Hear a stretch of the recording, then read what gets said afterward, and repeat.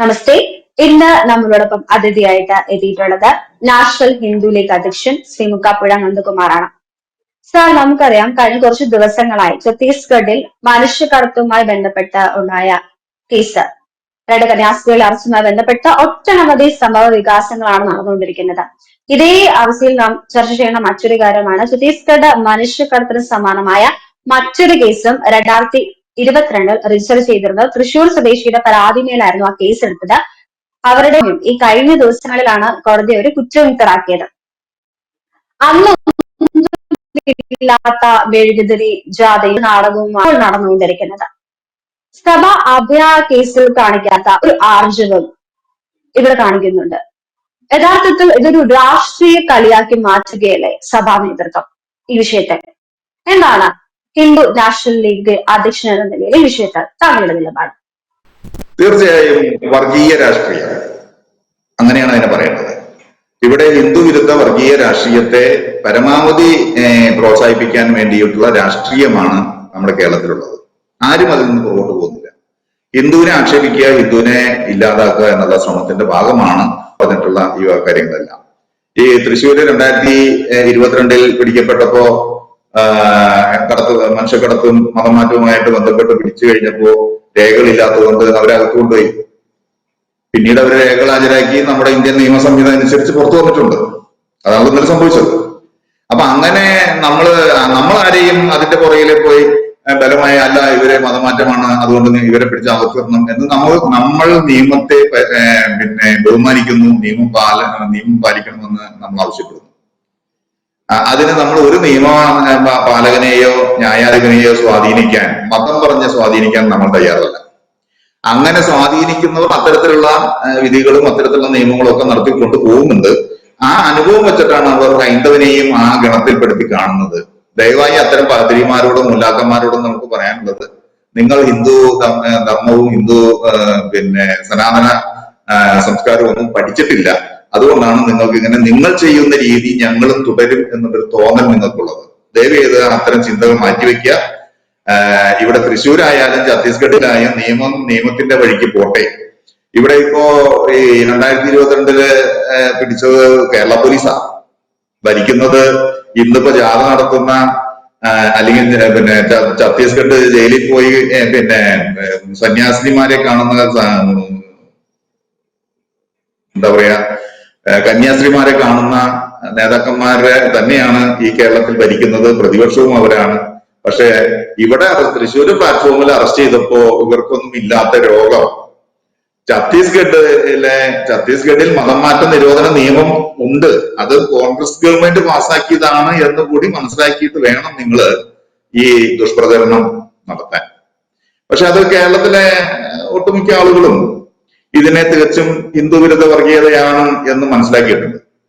അതുകൊണ്ട് തന്നെയാണ് സമൂഹ മാധ്യമത്തിലും ഉൾപ്പെടെ വ്യാപകമായി ക്രിസ്ത്യൻ മിഷണറിമാർക്കെതിരെയും ഇവിടുത്തെ ഇന്നത്തെ ഈ രാഷ്ട്രീയക്കാർക്കെതിരെയും വ്യാപകമായ പ്രതിഷേധം ഉയരുന്നത്. ഇത് അവർ മനസ്സിലാക്കിയിട്ടാണ് ഇന്ന് ചില മാറ്റങ്ങളൊക്കെ മാധ്യമങ്ങൾ വരുത്തിയിട്ടുണ്ട്. എന്താണ് കാരണം എന്നൊക്കെ ഇന്ന് അവർ സത്യാവസ്ഥ ഓരോന്നായിട്ട് പുറത്തു കൊണ്ടുവന്നിരിക്കുകയാണ് കന്യാസ്ത്രീമാരുടെ കാര്യത്തിൽ. അപ്പൊ ഇവിടെ അവർ ഭരിക്കുമ്പോ അവർ നടത്തുന്ന നിയമപാലനങ്ങൾ സത്യമാണ്, ശരിയാണ്.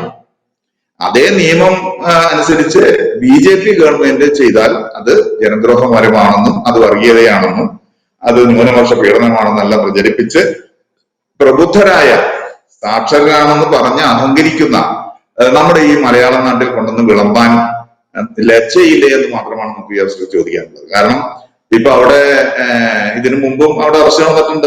4 പാതിരിമാരെ റെയിൽവേ സ്റ്റേഷനിൽ പൊക്കിക്കൊണ്ടുപോയിട്ടുണ്ട്. ഇതേ കേസ് ചാർത്തിക്കൊണ്ട്. അന്നൊന്നും ഇവിടെ ആരും ഉണ്ടായില്ലല്ലോ. കാരണം അന്നവിടെ കോൺഗ്രസ് ഭരിക്കുന്നത്. കോൺഗ്രസ് ഗവൺമെന്റാണ് ഛത്തീസ്ഗഡിൽ നിന്ന് 4 പാതിരിമാരെ പൊക്കിയത്. ഇന്നിപ്പോ BJP ഗവൺമെന്റ്, അന്ന് മോദിയാണ് കേന്ദ്രം ഭരിക്കുന്നത്.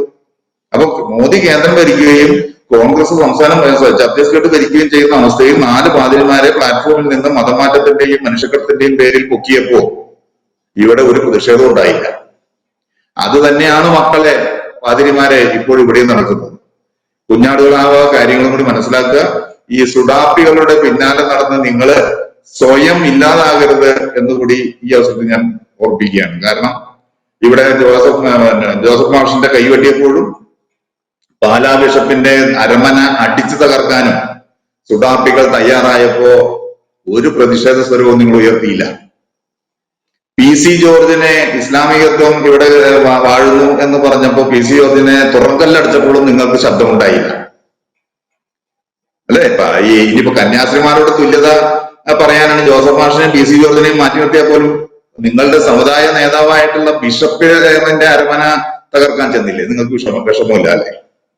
നിങ്ങളുടെയൊക്കെ പുരാതന ചർച്ചായിട്ടുള്ള ആഗിയ സോഫിയ ഇന്ന് ഇസ്ലാമിക ഭീകരതരുടെ കയ്യിലേക്ക് അവർ അത് മസ്ജിദാക്കി മാറ്റിയപ്പോൾ നിങ്ങൾക്ക് വേദനയില്ല.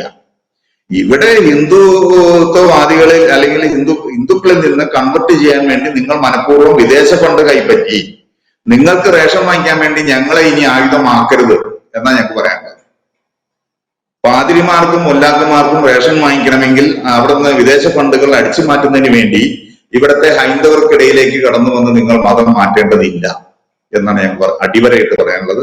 അത് തന്നെയാണ് ഇന്നത്തെ വിഷയവും.